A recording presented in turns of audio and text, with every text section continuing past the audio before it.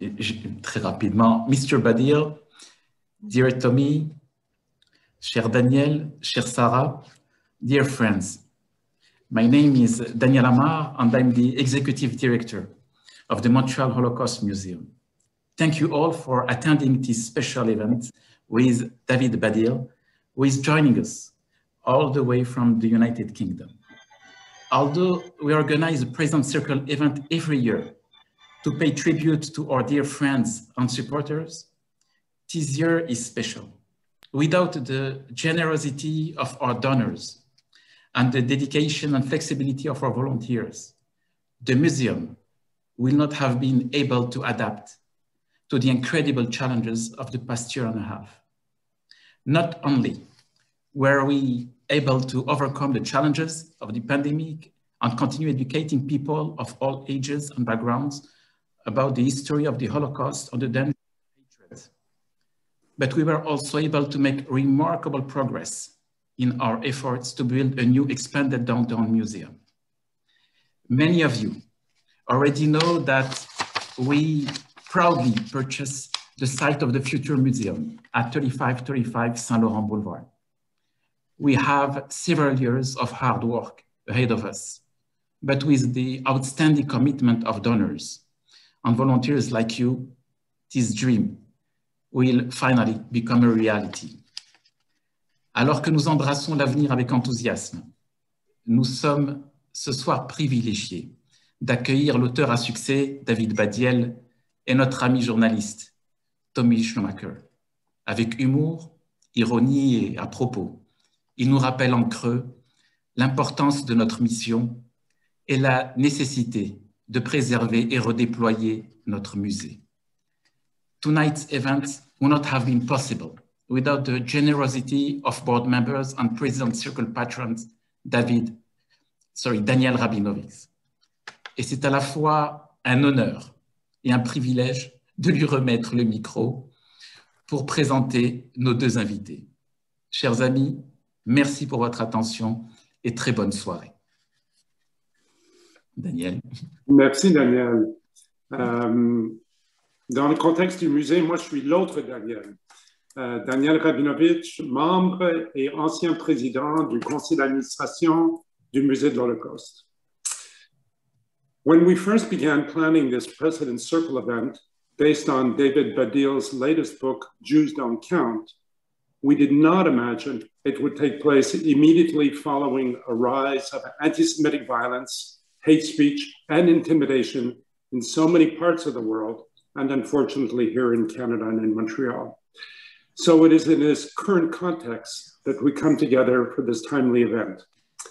And it's my honor to introduce you to our esteemed guests this evening. I must admit, in all of my years of involvement with the Holocaust Museum, I hadn't imagined we'd someday get a comedian to talk about anti-Semitism, but here we go. We're never shy to innovate. David Baddiel is a renowned comedian, but also a novelist, a columnist, and a television presenter. He has made several acclaimed documentaries, including the BBC Two documentary Confronting Holocaust Denial in 2020. He has also published 7 hugely successful children's books and 4 critically acclaimed adult novels, as well as writing the hit comedy The Infidel. His novel, The Secret Purposes, is inspired by his grandfather's experiences as a German Jewish refugee interned on the Isle of Man during the Second World War. David has created and starred in several returning radio shows, including Heresy, Don't Make Me Laugh, and David Baddiel Tries to Understand on BBC Radio 4. He returned to stand-up comedy in 2013 with his critically acclaimed show, Fame, Not the Musical. And in spring of 2016, David premiered My Family, Not the Sitcom, which ran on London's West End for 15 weeks and was nominated for an Olivier Award. His latest show, Trolls, Not the Dolls, will begin touring this fall in the UK. Now, interviewing David will be somebody equal to the task, I'm sure, our longtime friend, Tommy Schnurmacher. And Many, if not all of you, certainly of my age or anything from Generation Z up, would probably remember Tommy from his many years as a media personality in Montreal.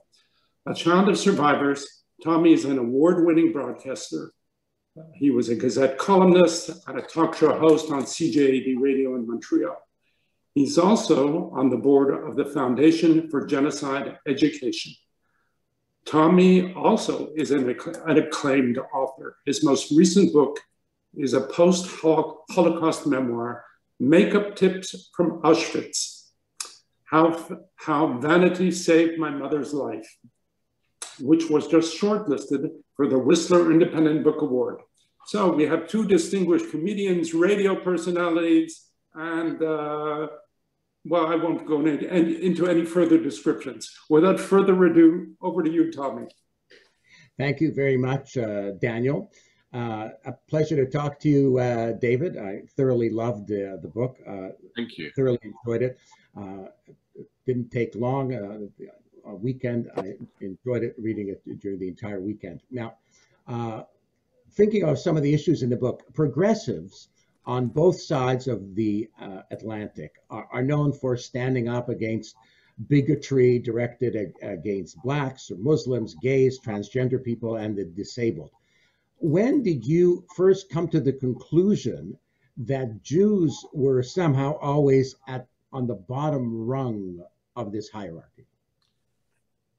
Okay, so just in case anyone who hasn't read the book is listening, Tommy has completely nailed a central point about it before I go on to answer that question, which is when I was asked to write this book by the Times Literary Supplement a couple of years ago, they said, oh, we want you to write a kind of essay book, a short essay book about whatever subject you like. And I've been talking in various outlets, newspapers and my Twitter feed and whatever, about this phenomenon for a while, which is, I think, anti-Semitism is still in most people's minds associated with the far right. It's a sort of traditional anti-Semitism is very much obviously associated with Nazis or neo-Nazis or white supremacists or whatever. And even though the beating drum of far-right anti-Semitism is absolutely in this book, it sort of underpins this book at some level, it's not about that. It just assumes that that is a known thing that goes on and continues to threaten and whatever. And it displays instead a critique of the arena and the conversation that is sort of meant to protect any minority from the threat of far-right racism, which is what you just call the progressive consensus or whatever. And I had been talking about this for some time. I would say, so the book begins with a series of examples of this. I mean, I could read one if you wanted me to do. Go ahead, yes. Should I do that? Go ahead. I mean, I can answer your question because there's one of the examples is to do with that, but I don't think that's the one I'm going to read. I'll come to that. That takes quite a long time, that one. I will read this one, partly because the book tries to be a bit international. And although this is an incident in the UK, it's an international thing that happened. So the book begins with about 12 examples of what I call Jews not counting. Sometimes you hear what I'm talking about out loud. The major BBC current affairs show, the one that sets the news agenda every morning in the UK, is the Today programme on Radio 4. It's a must listen for those interested in politics and a must react to. If something controversial is said on Today, Twitter is set alight and the conversation explodes. On the 30th of March 2019, the American pollster John Zogby was on. At one point, he began talking about fissures in the Democratic Party, specifically around the then new Congresswoman Ilhan Omar's views about Israel and its supporters in the US. The interviewer, Justin Webb, who is a regular on Today, said in response, if the party decided to say to its supporters, look, we think anti-Semitism is a bit like the way some of our people might regard anti-white racism, that actually it's a different order of racism. It's not as important. It's still bad, but it's not as important as some other forms of racism. What impact do you think that might have? It was a strange moment. It felt less like a question and more like a helpful suggestion. Maybe this would be a way forward for the Democrats, was the tone. Webb did not qualify or contextualize it. He did not preface or add, obviously this is offensive to say, but perhaps it's what some people in that party actually think. His tone was neutral. Zogby moved on without really answering. But even if he had, it was the question itself I was struck by. I remember listening and thinking, blimey, it's rare that someone just comes out with it. Anti-Semitism is a second-class racism. I thought it would create controversy. I thought there would be an intense reaction. There wasn't. Well, that's not true. There was a bit after I managed, following much fiddling about with BBC sounds and recording devices on my computer, to record the question and post it on Twitter, along with a sense of my amazement. Even then, there wasn't much online noise, and what noise there was came mainly from Jews. So actually, when I say sometimes you hear it out loud, what I really heard was the silence. And in a way that illustrates something about these original examples that I start with, which is I start with a series of examples, not just of anti-Semitism, but of something that the book is really about, which is the lack of outrage, the lack of response, the sense that this doesn't really matter, the neglect or whatever following this. So to answer your question, finally, the next example is probably a time when I really first noticed it in a big way, which is when I was at a football match, a soccer match. I support the club Chelsea, and there's a thing in London, which some people, well, I'm sure most Canadian people don't know about, but the club Tottenham Hotspur is called the Yids by other supporters and by themselves. And I have been trying for some time to raise awareness that this creates unbelievable anti-Semitism on the football terraces. But there was one particular moment in 2010 where, to cut a long story short, the whole crowd was chanting this word in various different ways. And a man behind myself and my brother, who go every week to watch Chelsea play football, just started chanting, and I apologize for this, but this is, you know, the face of anti-Semitism, just started chanting, fuck the Yids, fuck the fucking Yids, and then fuck the Jews, fuck the fucking Jews, over and over again. And the point about that is not so much that you see ugly anti-Semitism on the terraces. The point is stewards at soccer grounds, the people who walk around making sure that nothing bad is happening, are already by 2010 told that any racism involves an immediate life ban. But nothing happened. Absolutely nothing happened. If they had used any other form of racist epithet towards any other minority, that person would have been banned for life instantly. And so that was probably, I would have said, the time when I first started to really think about what is the conversation about anti-racism? Why is it missing out this? And why is it so downgraded? Tell me about the title of the book, Jews Don't Count, how you chose the title. Well, it's an interesting thing that, because obviously it's modeling an attitude. That's what it's doing. It's an ironic title, I guess, in that, you know, I feel that at the heart, if you were to boil down and be blunt about you know, this attitude that I'm criticizing, which is a progressive sense that they care about many things, that's really the progressive, you know, state of mind. It's one of deep concern. Identity politics is about the sort of progressive majority showing an innate sort of radar for all sorts of things that might upset or offend minorities, and getting very upset about it. That within that, if you don't get upset about Jewish offence, microaggressions against Jews, anti-Semitism, whatever, then there must be something about Jews at the end of the day that means they don't fit into this model of minorities that you care about. So what I mean is that there is this attitude of Jews don't count as a real minority. Anti-Jewish racism doesn't count as real racism or whatever. So that's what it's modelling. But it is a kind of complicated title. A couple of people have said to me, oh, I wouldn't read that on the train in case people thought, you know, that it was an actual racist book. And I will tell you something else, if I could tell you a little secret. The book is coming out in Germany, and they really like it, apparently, the German publishers, but they can't call it Juden sollen nicht. They said that would just be too problematic. So they're calling it Und die Juden, ? Which to my Jewish ears sounds like something you would hear in a Nazi film at the end of a long meeting with the Führer. Yes. But yes. nonetheless. They find that one better. Yeah. That's great. Wow. Yeah. Well, first of all, I think just the word Juden on a book in Germany is disturbing. What has been the reaction to the book so far? It's been good, I think. I mean, insofar as what I wanted the book to do is start a conversation and shift the dial a tiny bit in, you know, how people think about anti-Semitism and how people think specifically about, you know, this you know, I'm sure it's the same in Canada. We have this very intense conversation all the time now. You know, every day there's another, you know, huge row about something to do with racism or some other form of discrimination, not just racism, but ableism or transgenderism or whatever it might be.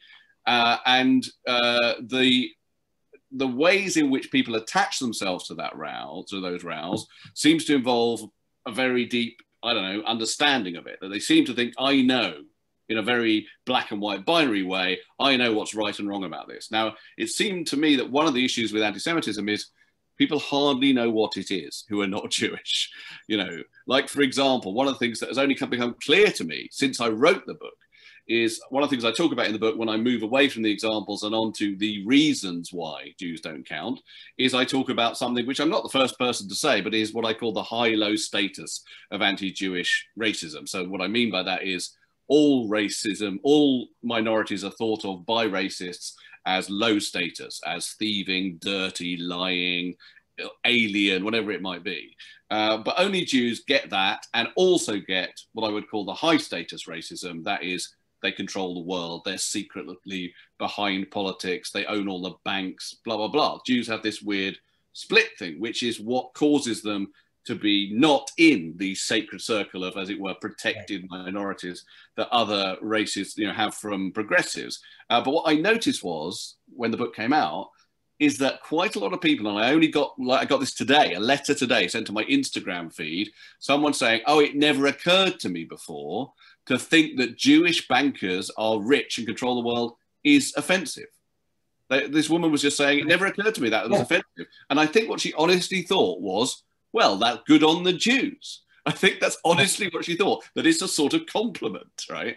I've had the same thing. I've had a psychologist say, you know, well, all Jews are wealthy and they're very successful, which is a great thing. She also thought that was considered a compliment. Now, you write in the book, I don't care about Israel more than any other country, and to assume that I do is racist. Could you elaborate on that? Yeah, sure. So one of the things that I think is, you know, the book deliberately does not spend a lot of time talking about Israel. And that's kind of in itself a gesture in the polemic, because I feel that all conversations about anti-Semitism get bogged down immediately about Israel. And particularly, there's a progressive leftist reflex, which is as soon as you want to talk about some form of anti-Semitism that's happened to you in your country, whatever, there'll be a "what about Israel" response. Right. And you see this very clearly. I mean, the most extreme example, which I put in the book, is when 11 Jews were killed, murdered in Pittsburgh in 2018, a woman in Britain called Dame Jenny Tong, who was a Corbyn supporter, but in the House of Lords here in Britain, within half an hour, had posted a Facebook post saying, well, obviously this is terrible, but when are we going to talk about what Netanyahu is doing and blah, blah. And that guy who killed those Jews was in no way interested in the Middle East. He was a far-right neo-Nazi who believed conspiracy theories and blah, blah, blah. But the reflex is, let's somehow, you know, blame the Jews for their own misfortunes through Israel. So my position is, which is true, my emotional position is, I'm not an anti-Zionist, I'm not a pro-Zionist. My position is, I'm a British Jew. I rarely think about Israel, except when it's thrust in my face in that way. And that therefore the positioning of me as someone who must spend all his time thinking about Israel is itself a stereotype. Now, you mentioned a posh restaurant in St. John's Wood in London called the Ivy Cafe. Yeah. And when you were out with some non-Jewish foodies, they referred to it as the Oy Vey Cafe. No, hold on. I have to interrupt there. It wasn't me. It was a restaurant critic, a friend of mine called Giles Corran. And they said to him, and he wrote about it, they said to him, we're calling this the Oy Vey Cafe. Yeah. Okay. So why do so many Jewish people who hear such jokes maintain a laissez-faire attitude about them? Well, I think the book is principally a critique, as I say, of progressives, but it is also at another level a critique of Jews. Specifically, I would say an attitude that's been very prevalent in British Jews. I don't know how much it is in Canada. It feels different to me in America, but certainly in British Jewish, life, there's been for many years now a kind of let's keep our heads down, let's not make a fuss, you know, let's generally assimilate and try and not have any kind of real identity as a community, because, you know, they'll just get us into trouble and blah, blah, blah. And so what's happened as a result of that is that, you know, the Anglo-Jewish identity is kind of very woolly. And I think that now, at a time when, you know, it's very important for all minorities to claim identity and to say, you know, this is racist or that's racist or whatever, it's quite difficult for the Jewish community, the British Jewish community, to sort of, you know, stand up for themselves. And what happened over the last 5 years, or a little bit before, when Jeremy Corbyn was head of the British Labour Party, finally anti-Semitism was sort of on the front pages, and not just in the Jewish Chronicle, which is the British Jewish paper, because there was a sense that actual anti-Semitism had infiltrated the Labour Party. So finally the British Jewish community mobilised and fought back. But it felt, and it has always felt to me, a weirdly passive thing. And I am one of the very few, so I'm quite well known in Britain, but there's very few people who are known as being Jewish. There are lots of Jews who work and are famous in Britain, but I'm one of very few who has put Jewishness on the front foot of my public identity. And I think, sorry, there's something else that relates to that, which is another thing that I've discovered from the book, is a lot of Jewish people have responded to it positively and have said, at last, you know, someone said these things that we think or whatever. But the thing I really wasn't expecting is how many Jews have written to me to say, you know what, I never tell people I'm Jewish. I am ashamed of it. I am frightened. I am anxious. Now I'm going to try not to be. I've read your book and I'm going to try and speak about it a bit more. And that includes older people who were brought up by Holocaust survivors who said, you know, don't mention it, you know, blah, blah, blah. And younger people who are in very, very woke situations at universities or whatever, who have felt unable to feel that their concerns and their identity is legitimate. So I got a really heartbreaking text from a guy, 18-year-old guy, who said, I've read your book and I'm now going to try, when I'm in these meetings, to talk about anti-Semitism. Before, I would be too frightened. When I was in London at age 21 and I arrived at the Golders Green Tube station, I was surprised at the spelling. I honestly had thought it was Golda's Green, but like Golda Meir. Golda Meir. And I was so convinced of that I looked and said, oh, that's not what it is. I had to wait till I saw the spelling on it. Now, why the lack of outrage about blatant Jew hatred in literary figures like Roald Dahl and Patricia Highsmith? Oh, I don't mention Patricia Highsmith. That's an interesting one. I mentioned Roald Dahl, and I mentioned T.S. Eliot, and Alice Walker, and a few others. I mean, I think that it's the same thing, really. It's that, I mean, for example, one of the things I include in my list of examples is that in 2017, the BBC decided to start the year with readings on the radio of all of T.S. Eliot's poetry. Now, anyone who has read all of T.S. Eliot's poetry will know there is, for example, a poem with the lines, the rats are underneath the piles, the Jew is underneath the lot. And there's similar stuff throughout the poetry of the 1920s. And they did kind of contextualize it a bit. They got Anthony Julius on, who's a famous guy who's written about this kind of stuff, to sort of contextualize it. But my main thought was, once again, you know, the process of contextualization doesn't really apply with a fence around minorities anymore. You know, you can't say certain things full stop. And whether or not that's right or that's wrong, that's not an issue I get into. That is the case. You can't go on the radio and say incredibly negative things about black people or brown people or whatever. And that's a good thing. But you can still say the rats are underneath the piles, the Jew is underneath the lot. And similarly, you know, Dickens' anti-Semitism or whatever, you know, they're just not considered as offensive. And it's all to do with this sense that Jews are somehow invulnerable because of this myth of privilege and power and all the rest of it. In Quebec during the 1930s and 40s, the church preached a boycott of Jews and would use expressions like "Maudits Juifs." And what happened to people would listen to what the priests had to say, but the next day they went shopping at Steinberg's and Pascal's. They ignored the church. What is the role of the church in England in combating anti-Semitism? Wow, that is a question I've never been asked before, and I don't know the answer to it. I can only tell you that I've had a lot of positive response from vicars online. Like, I've thought, oh god, another vicar has liked it. And it might be because, even though, like, one of the things I talk about in the book, which is very important to me, is we were talking about this before, is how much I think that anti-Semitism has to be understood as racism. And one of the key elements with that is that I'm an atheist, right? I consider myself extremely Jewish, but I'm an atheist, and that would get me no free passes out of Auschwitz. As we know, the Nazis were not interested in whether or not you kept kosher, or whether, you know, or whether or not you lit candles on a Friday night. They would kill you if you just had a Jewish name or any Jewish blood. And that's still the same with white supremacists. They will set fire to my house. Doesn't matter what I believe or don't believe. And the key element in that is that, you know, some people, when I've talked about anti-Semitism as being racism, will try and downgrade it to religious intolerance. And what they're really doing there is they're saying, we know racism's bad. We don't really want to extend that to Jews, that issue to Jews. So we'll downgrade your thing to religious intolerance. Anyway, I say all that because it surprises me how much vicars have liked the book, but I think they still see it as a book about religion, or at least a book about something that they're interested in.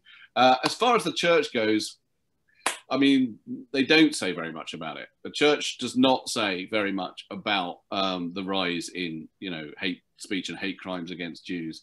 But I don't know how much the church and their pronouncements of that are taken that seriously by anyone anymore anyway. In Britain, I don't know. It's an interesting question that I can't answer.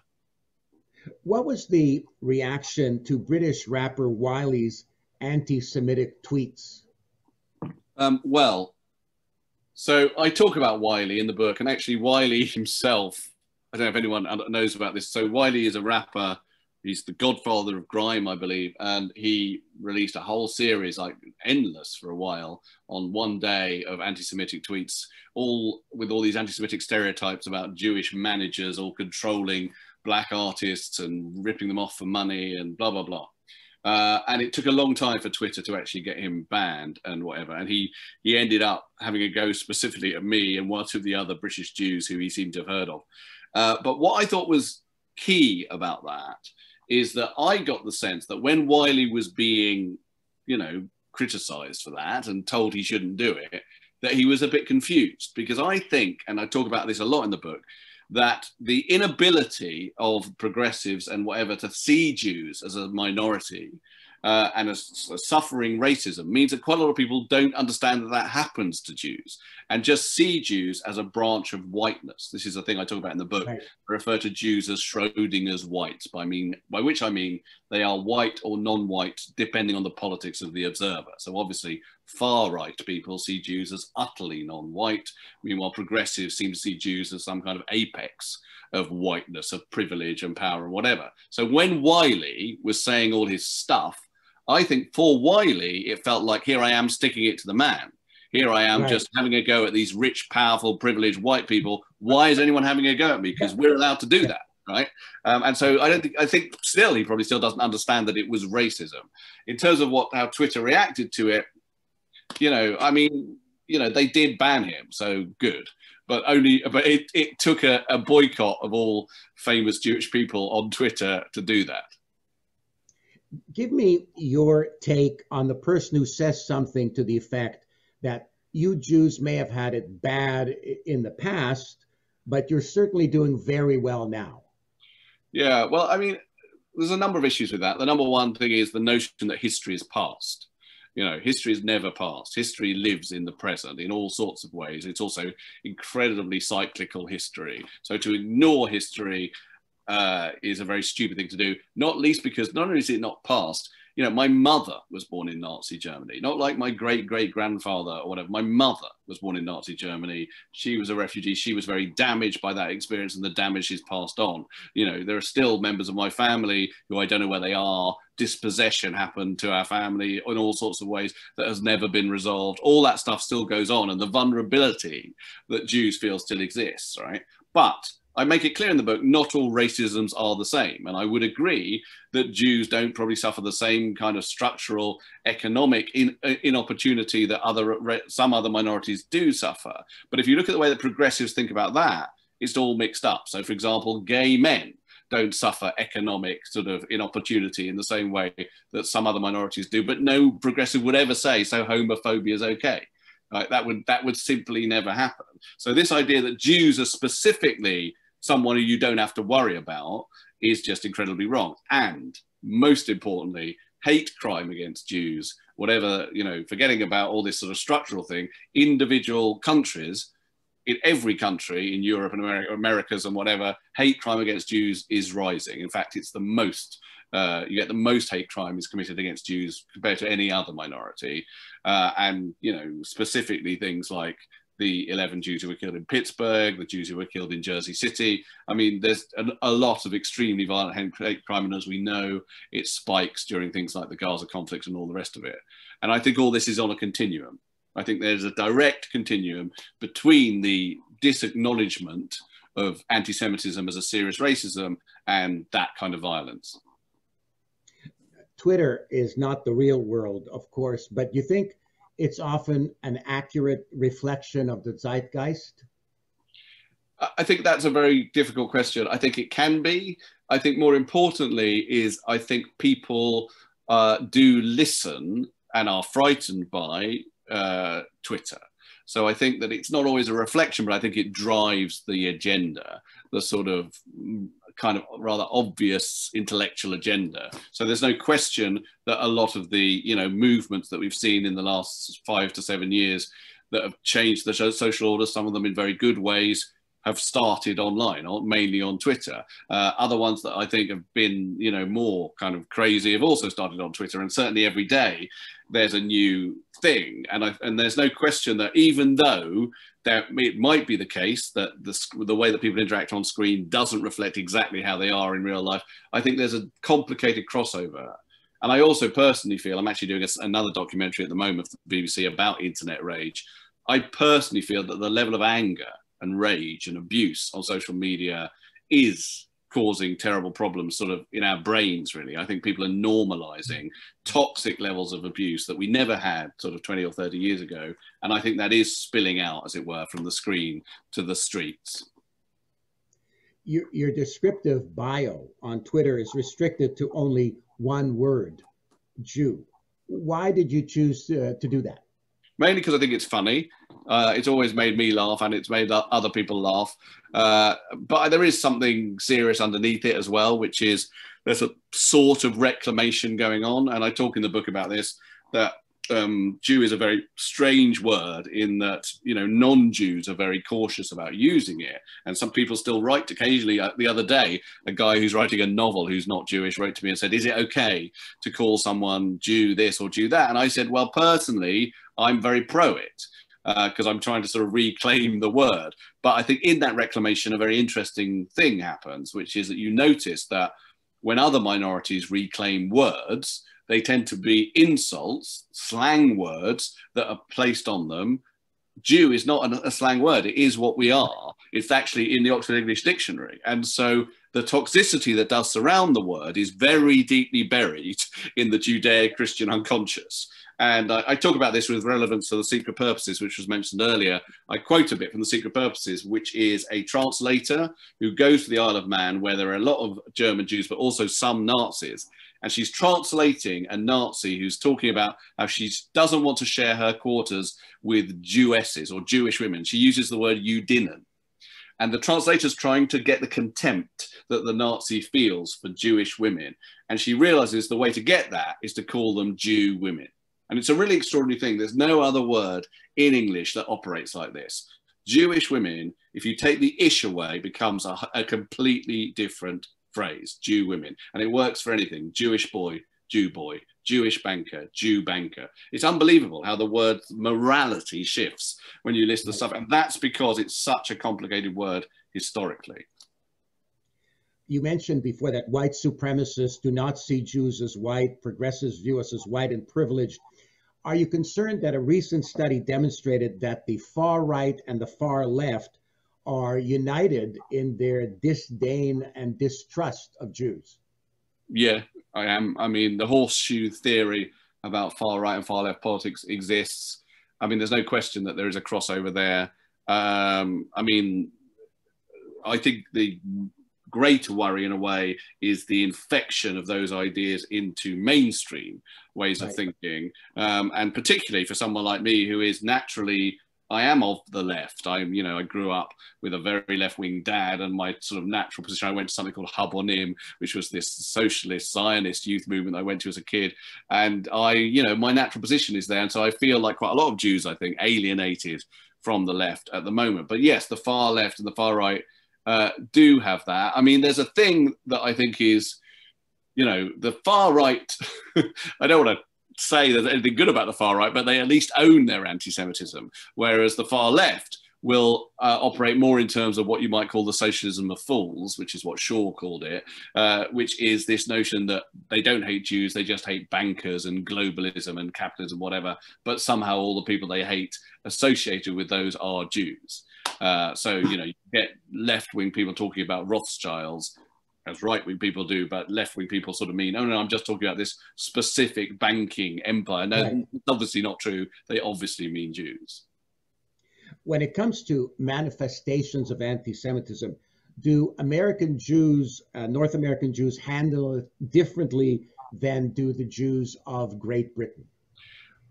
Well, what I think is that the American Jewish community has always been more out and proud and, you know, culturally central to their country than British Jews have. I mean, there's more for a start. You know, there's many, many more Jews in New York than exist in Britain. And, you know, American Jews shaped comedy and film and whatever in that country in a way that British Jews absolutely have not. Whether or not they've been able to respond as a community with greater strength, I don't know, actually. I don't see that particularly. I see a lot of fracture in the way the American Jewish community is responding to anti-Semitism. They're very screwed up, I think, about how to respond in terms of Israel and what. And what they haven't had is they haven't quite had what we had in Britain, which was Corbyn did become very associated with anti-Semitism. You know, Corbyn himself has got, you know, all sorts of defences against that. But whatever the defence is, it became a very, very strong, notable issue in British politics, which was sort of amazing, actually. Sort of amazing as a middle-aged Jew to suddenly see stuff about anti-Semitism on the front pages of the papers or whatever, and frightening, to be honest. But that meant that the British Jewish community, as I said earlier, did kind of mobilise and actually come out and demonstrate with placards and everything outside Parliament. And I haven't seen anything like that from the American Jewish community, actually. Vanessa Redgrave once insisted that anyone who was Zionist not be allowed as a member of the Actors Union. She tried to get that done. It didn't happen. But with Jeremy Corbyn, as you mentioned, he did succeed in mobilizing the British Jewish community to be more open and active about fighting anti-Semitism. What was it that made the Jewish community in Great Britain say to themselves, enough is enough?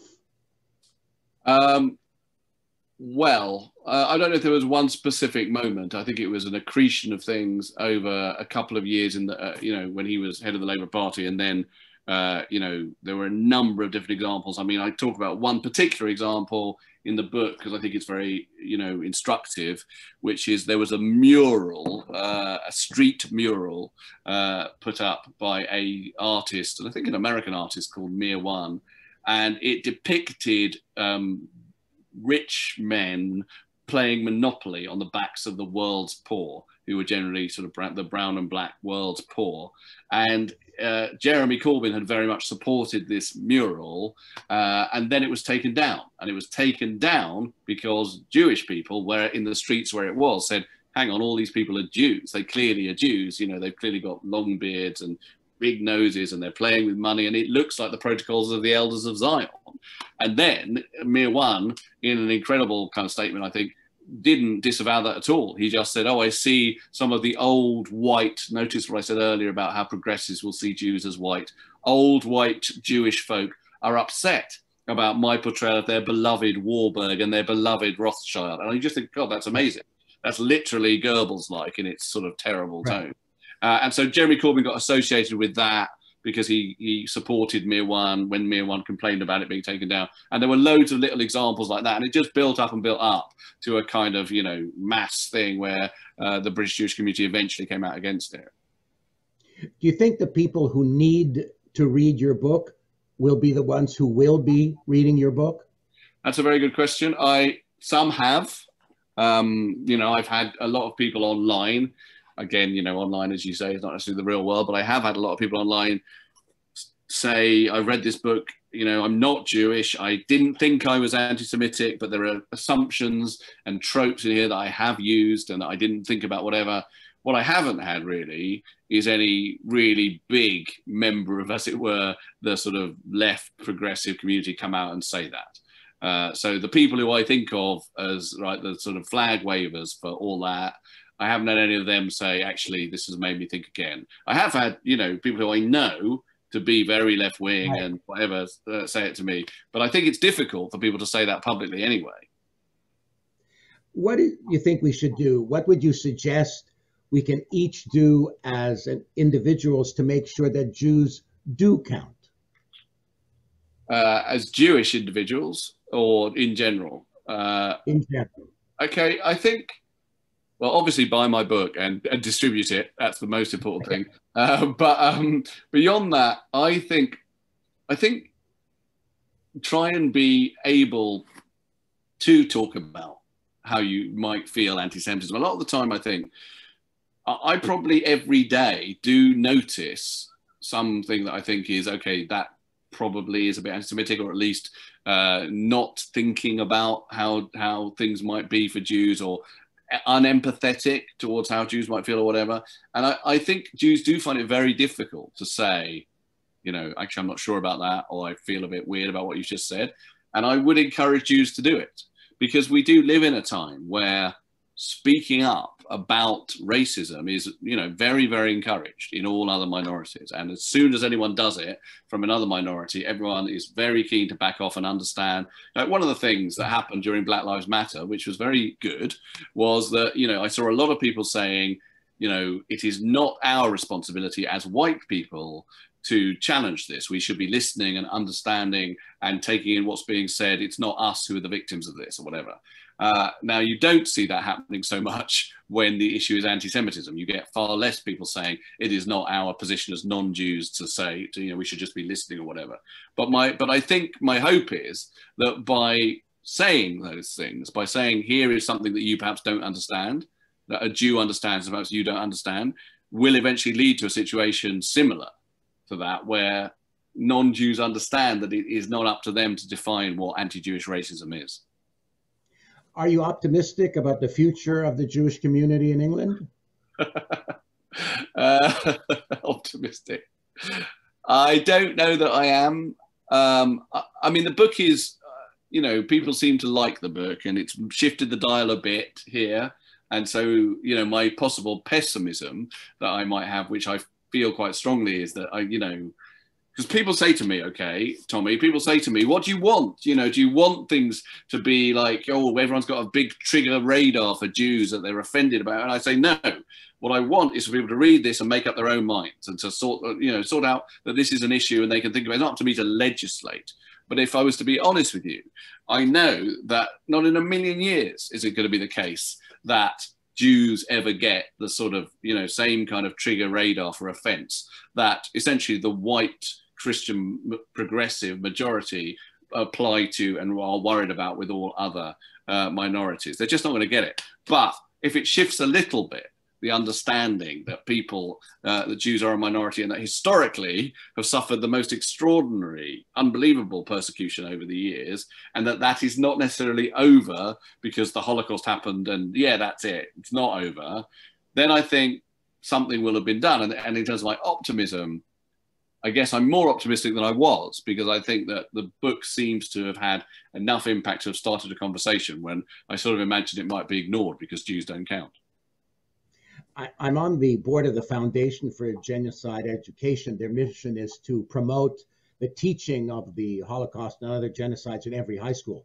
Obviously, education's a vital tool to fight anti-Semitism, However, there are recent polls that showed high levels of anti-Semitism, even among those with higher education. Why do you think that's the case? I don't know the answer to that. I mean, I think that, well, it depends what you mean by higher education. So you can be educated about God knows what, you can still be ignorant about anti-Semitism. So, for example, a woman got in touch with me and is interested in making a documentary based on this book from a big British broadcaster. But she told me, she herself is half Jewish, that she gave the book to various other people who work at this big British broadcaster, all of whom must be very educated because they're commissioners and broadcast, whatever. And she said the responses she got back indicated a very high level of not understanding what anti-Semitism is. People saying, oh, I see, it's not just a religion then. And, you know, oh, right, again, you know, oh, so saying Jews are rich, that can be construed as, I mean, all that came back with educated people. So I don't think you can underestimate how education may exist, but people are very ignorant about anti-Semitism. One last question. We've all heard about blatant Holocaust denial. Is there a more subtle form of such denial that we may be unaware of? Yeah, well, Deborah Lipstadt, who I quote in the book, is the absolute queen of talking about this. Deborah Lipstadt talks about something called softcore Holocaust denial. So obviously hardcore Holocaust denial would be just saying it didn't happen, but softcore Holocaust denial would include things like, for example, you know, Jews are very keen to talk about, you know, we're all very keen to talk about the other victims in the Holocaust, but it can get to a stage where it's almost as if Jews are not the central victims of the Holocaust, which they totally are. And sometimes on the left, there's a terrible rush to make sure that, you know, the Roma and gays and political prisoners are mentioned, which of course they should be. But she is correct to say that the central project of the Nazi machine was to eradicate European Jewry. And that, so constantly mentioning other things, you know, it can sometimes lead to an erasure of that. The notion of Holocaust fatigue is a type of philosophical Holocaust denial. So, you know, this sense of, yes, we've heard enough about it. Can we move on and talk about other things? What you get a lot at the moment, which is a complex thing, is a sense in which some people on the left seem to feel that the Holocaust has been privileged as an atrocity at the expense of, say, the Bengali famine or some other tragedies. And there's a sense with that always underneath it that, okay, the Holocaust has been privileged because it's a kind of white tragedy, right? Again, not understanding that Jews are essentially not white, or certainly seen by the Nazis as not white. So all those things I would include in, you know, sort of eating away at, you know, the reality of the memory of the Holocaust. But it's not straightforward Holocaust denial, but it's exactly what you're talking about. And one last addendum to that, I was on a virtual tour of Hungary, and the guide took us to a Holocaust memorial in Budapest that featured an eagle and descending on an angel. The eagle was Germany, and the angel was Hungary, presenting the Hungarian government as having been victims of this, not as perpetrators. I think that in a way. No, that's also something else which happens a lot now. As you probably know, there's a law in Poland now that you're not allowed to talk about Polish collaboration, which is amazing. And a lot of the Holocaust there is talked about as a Polish tragedy because, of course, Polish people were killed. But it's a way of erasing the fact that it was a Jewish tragedy that some Polish people were complicit in. And the same thing in Hungary as well. Well, thank you very much for answering all of those questions. Much appreciated. Thank you, Tommy. Thank you. I'll just come back on now to take questions from everyone who's watching. So feel free to type your questions into the chat feature below. Et n'hésitez pas à poser vos questions en français. And in the meantime, I get to ask you one of my questions. I watched your documentary with BBC about Holocaust denial, and I was wondering if you could talk to us a little bit about meeting a Holocaust denier and the tough decision to include him in the film, what that was like. Okay. So for anyone who doesn't know, I did, you mentioned it earlier, a documentary called Confronting Holocaust Denial, in which I looked at the history of Holocaust denial and what I consider to be the dangerously, you know, changing form of it with the internet and whatever. But I felt during the program, and I talked about this on the program, that the program would be incomplete without actually meeting a Holocaust denier. Now, one of the things I didn't want to do was a lot of some Holocaust deniers have the appearance of credibility. So someone like David Irving or whatever, you know, because he's a historian or whatever, has a kind of appearance of credibility. Now, for me, that is like actually a weirdly old-fashioned type of Holocaust denier, because most Holocaust deniers now are kind of trolls, that they're much more sort of crazed and internety and whatever. But also, I wasn't going to put someone on TV that even in their kind of manner might give it any credibility. So I thought it has more truth at some level if I find someone who has this kind of crazed troll-like mad, you know, Holocaust denial thing. So I found this guy in Ireland who is exactly that, called Dermot Mulqueen, and I was really nervous about going to see him because I just was uncomfortable and unhappy and thought it's going to be really awful. And it kind of was, but I think it made for good television. And I think the key thing is that we edited that show so that you had that, but that wasn't the climax of the show. The next thing in the documentary was going to meet a survivor. And for me, the value of that was, okay, here is madness and disinformation and craziness and terribleness, and here is truth. And that was very clear in the documentary. It made me feel, not that she needs it, but that our survivor, that her truth was even stronger because of this lie that had been put before it in the program. We have another question coming in. Will the book be translated into French? Yeah, I hope so. It's been translated into German, as I mentioned, and I very much hope it will be translated into French. I don't know at the moment whether there is an offer from France to do that, but maybe there'll be an offer from Canada to do that. I mean, anti-Semitism is a big issue in France, so they definitely should do it. And I'll ask tomorrow whether or not we've got an offer from a French publisher, but yes, it certainly should be. Okay. And if there isn't, can you speak to someone in Canada? Yes, we'll take care of it. Yeah, that would be great. Can you talk a little bit about the role of comedy in combating anti-Semitism, and perhaps even in the way that you handle trolls on Twitter specifically? Yeah, I mean, I have always talked about being Jewish in comedy. I'm, as I say, one of the few British comedians who does that. It's a big tradition I think in America, but there was no tradition of sort of British Jewish comedy, and part of that is in itself, I think, a reaction to, or at least a sort of, I think being very open on a stand-up stage about being Jewish is in itself a statement against anti-Semitism, in my opinion. It's part of my general sense of like, no, I talk about Jewish shame. I have no Jewish shame. I basically have no shame. So that's probably why I don't really have it as an emotion, but I definitely don't have any Jewish shame. And so I just talk about it. In terms of some of the stuff I've got on Twitter, it was my process on Twitter when I first started to get trolls and abuse or whatever, to treat them like hecklers. So rather than get upset or angry or whatever, I would retweet what they said, normally with a joke above it, which is how I would deal with a heckler. And that seemed to be enjoyed by the people who followed me on Twitter. So I now have made a bit of a show out of it, which is the show that, in fact, I was doing it in March 2020, then it got stopped by coronavirus, and the second half of the tour is happening in September. But in a way, that's me, as a comedian, rather than a Jewish thing. I was just trying to think, right, my interest in something hateful or whatever is often to try and deal with it through comedy, because I can maybe transform it there. I can ridicule it, I can disarm it, I can mock it, but I can also transform it into something joyful. And that's really my process there, which I guess also works with anti-Semitism. I also discuss in my show the fact that I think you can tell jokes. For example, I believe you can tell jokes about the Holocaust. In fact, I'm prepared to tell one now, because I think it depends on the joke, not the subject matter. So I'm going to tell you this joke, which I don't think anyone will get offended by before you worry about it. But it is a joke about the Holocaust.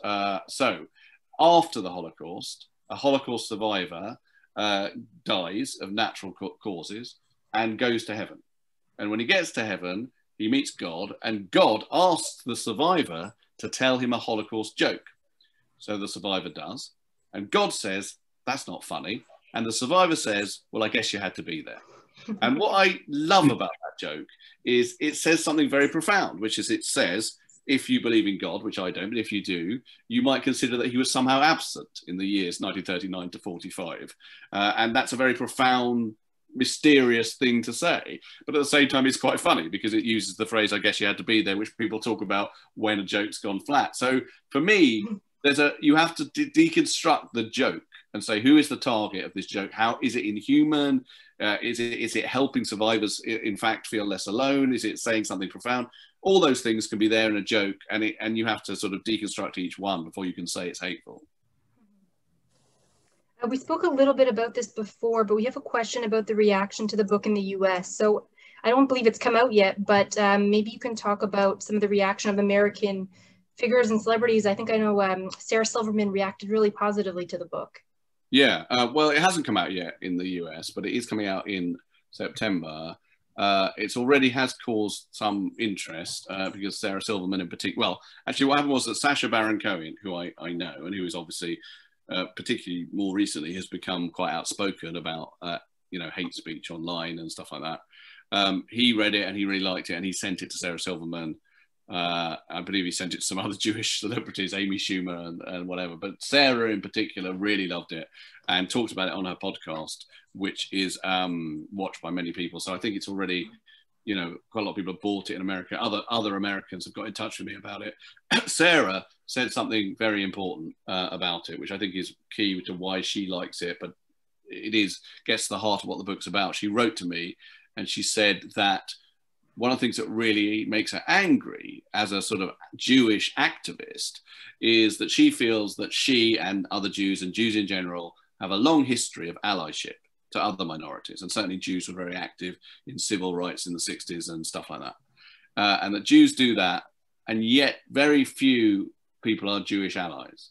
She looks around and thinks, I am an ally, I'm a trans ally, I'm an ally to black people or whatever it might be. Where are the Jewish allies? And that's true. I don't see people, putting any kind of symbol in their Instagram feeds to help against Jewish hate crime. I don't see, a concerted movement of other minorities thinking we must try and fight anti-Semitism. It completely doesn't happen. And that, I think, is to some extent what the book is about. And Sarah feels that very strongly. So I'm glad that she's made that point. That links also with some of the protests or the social media protests that have happened in response to anti-Semitism. Just recently, there was one where everyone was posting squares. Sorry, I'm going to interrupt you because yeah, go ahead. Said my book is available on Kobo.com. Oh, for $9.99. I'm a bit worried about Kobo. Is Kobo? Make sure it's not a bootleg. Whoever's getting that would be for e-readers. E-readers. That makes sense. Okay, as long as it's not a bootleg, because I think it's available on Amazon on Kindle. We can't get it to Canada yet. On Kindle. Kindle we can, but not the physical copy yet. It takes ages. Okay, sorry, I got worried.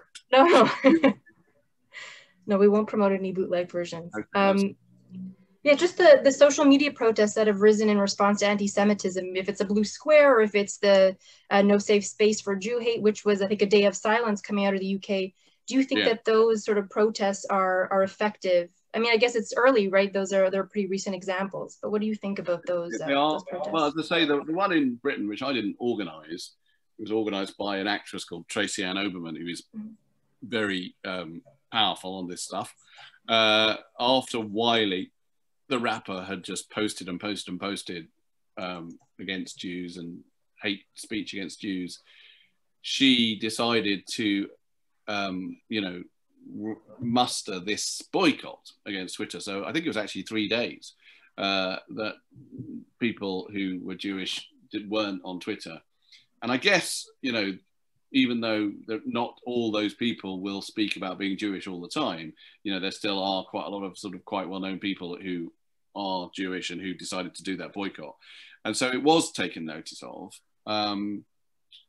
But I do, I mean, the book is part of something, which is that I think that the British Jewish community was catalysed by the presence of anti-Semitism on the front pages of British newspapers, by this really weird feeling of like, oh, we're actually talking about, anti-Semitism as a thing that is affecting real lives. It's not just this historical thing. It's affecting real lives. It's making people feel fragile and vulnerable.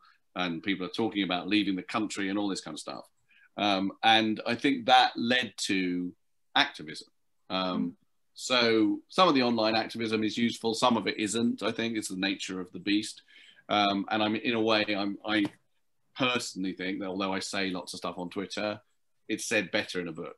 I mean, that's an old-fashioned notion, but actually it's not a completely old-fashioned notion. I don't know if anyone saw this, but there's a brilliant writer called Chimamanda Ngozi Adichie, who wrote a very long piece about kind of cancel culture and the way that, you know, people are frightened to say anything anymore. But she said it in a long essay that she then posted a link to on Twitter. And I did think one reason why this is working is she's able to lay out her thoughts in a complex way, in a long form way. And that's what you get, I think, in Jews Don't Count as well. It wouldn't have worked as a series of tweets, is what I'm saying. We have another question in regards to responses to the book. Did any anti-racism organizations reach out to you following the publication? Yes, anti-racist organizations. A lot of Jewish organizations did, obviously. What I have got is, so for example, this morning I did a conversation with Ofcom, which is the broadcasting standards thing in Britain. They, you know, actually regulate whether or not someone's said something offensive on British TV and radio and whatever. And they wanted me to talk to them partly because, as I said earlier, people don't know what anti-Semitism is a lot of the time. And most of the people doing their job are not Jewish. And so part of what they're thinking is, oh, we don't know how to adjudicate on these things.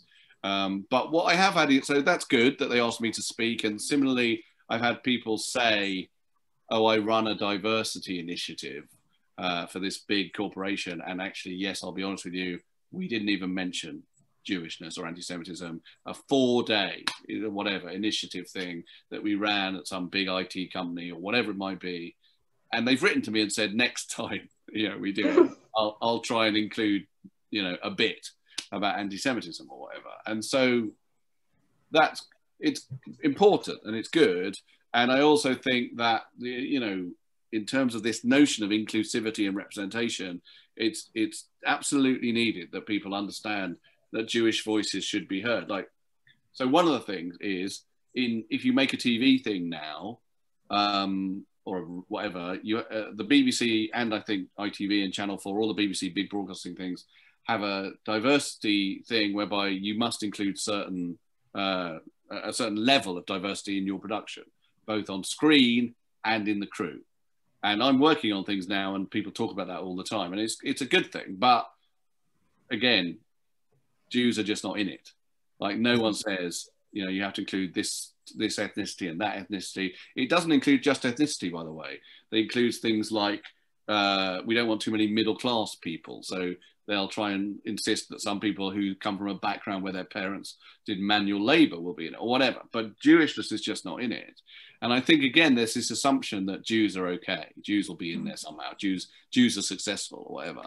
And, you know, that's a false assumption, but also it misses out the voice of being Jewish, because yes, there might be some Jews working on it, but they won't have a Jewish voice within that production. They'll just be working on it unless there's an actual initiative to have them recognized as such.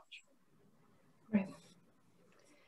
We have one comment, someone suggesting a career change for you to become an educator, to go to schools and talk to kids. That's great. Well, I do talk to kids anyway, because as we said earlier, I write children's books. So I tend to go in and read from my children's books and make them laugh. But every so often I do smuggle messages into those children's books about anti-Semitism. So I am sort of doing that a little bit. One other question about whether or not the recent conflict in Israel has had an impact on your media coverage and I guess the response in general more recently to the book. Well, it's had, you know, as it has, I'm sure, in Canada, it's brought to the fore all sorts of issues about anti-Semitism. And here we had a number of marches, and the marches in themselves were fine, but they had stuff going on around the marches, which included an extraordinary thing. I don't know if anyone saw it in Canada, but there was an extraordinary thing 10 minutes from my house. There was a Palestinian convoy, and rejected by the people who, you know, were properly organising this march, but whatever, that had guys in cars with megaphones essentially encouraging the rape of Jewish wives and daughters. I mean, it's incredibly kind of medieval and weird, but it felt frightening because 10 minutes from my house and whatever. So in terms of the book, I don't think it has particularly affected it. I don't know. I mean, I've got a couple of more unpleasant things on Twitter as a result of it. I've got, you know, I talk a bit in the book about how you get a reflex thing to do with Israel whenever you talk about Jews on Twitter, and that's probably been upped in the last sort of last month or so. But no, actually, I don't think it's been, I don't give a sense that the people who want to talk about this book and want to talk about the nature of anti-Semitism have been knocked off course or don't want to do it because of Israel-Palestine. Hopefully not. I'm going to have to say, by the way, I am really tired. So it's quite late in Britain. We're done with all of the questions. I'm going to have to stop quite soon. Is that possible? Sorry. That was the last question, so it's perfect timing. I'll just invite Dan Rabinowitz to come back on and to conclude the event. Okay, thank you. Sorry. Thank you for staying awake for us. We appreciate that there's a time difference. Yeah. Let's see. Dan, I think we just need you to turn the camera back on. Well, I tried earlier and was told that somebody had turned it off. That was me. Apologies. You cannot start your video because the host has disabled it. Oh, no. But that's okay. Oh, we can hear you. You can hear me. Yeah. So thank you, Sarah. Oh, wait, I can turn you back on. I got it. Ask to start video. There we go. Ah. Voila. You're back. Merci, Sarah. Thank you, Sarah. So obviously, I would like to thank both Tommy Schnurmacher and David Baddiel for making this a memorable President's Circle event. Certainly, it will stand out versus other events that we've had of all sorts, but a very interesting one. And especially we thank David for who joined us despite a 5-hour time difference, which he has just alluded to quite rightly, and the European Football Championship. Yeah. As Montrealers have a very important hockey game tomorrow, and we understand that England has a big day at the Euros, so we'll be thinking of you around 10 a.m. our time. Very much, thank you. Jews Don't Count will officially be published in Canada on September 7th. The audiobook and e-reader versions are already available online. In addition to tonight's events, I'd like to thank our friends at HarperCollins Canada and Mary Grace Brunker at Avalon Talent Management Group. En conclusion, j'aimerais remercier nos chers bénévoles, nos chers donateurs, du fond du cœur. Thank you to our volunteers and donors from the bottom of our hearts. The remarkable support of our donors and volunteers is at the heart of this museum, and your outstanding generosity helps ensure that the stories, messages, and lessons of Holocaust survivors who rebuilt their lives in Canada will be transmitted to future generations. We look forward to seeing you again soon at the museum, and we remind you that our doors are officially open to the public. Anyone interested in learning more about the Holocaust and the dangers of unchecked anti-Semitism is invited to visit us in person. Once again, David, thank you. Good luck to England in the Euros, if it's England that you're supporting. And thank you, all of you, for your unwavering support. Thank you for joining us this evening. Good night. Bonne soirée. Thank you very much. Thank you. Thanks very much for the event. Thank you. Take care. Cheers. Bye.